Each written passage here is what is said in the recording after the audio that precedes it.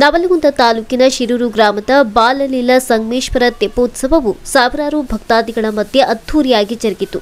ತಾಲೂಕಿನ ಶಿರೂರು ಗ್ರಾಮದಲ್ಲಿ ಮಕರ ಸಂಕ್ರಾಂತಿಯಂದು ಬಾಲಲೀಲಾ ಸಂಗಮೇಶ್ವರ ತೆಪ್ಪೋತ್ಸವವು ಇನಾಮಹೊಂಗಲ ವಿರಕ್ತ ಮಠದ ಸಿದ್ದಲಿಂಗ ಸ್ವಾಮೀಜಿ ಹಾಗೂ ಗರಗ ಗ್ರಾಮ ಕಲ್ಮಠದ ಪ್ರಶಾಂತ ದೇವರು ಅವರ ಸಾನ್ನಿಧ್ಯದಲ್ಲಿ ಸಾವಿರಾರು ಭಕ್ತಾದಿಗಳ ಹರ್ಷೋದ್ಗಾರಗಳ ಮಧ್ಯೆ ಇಂದು ಅದ್ಧೂರಿಯಾಗಿ ನೆರವೇರಿತು.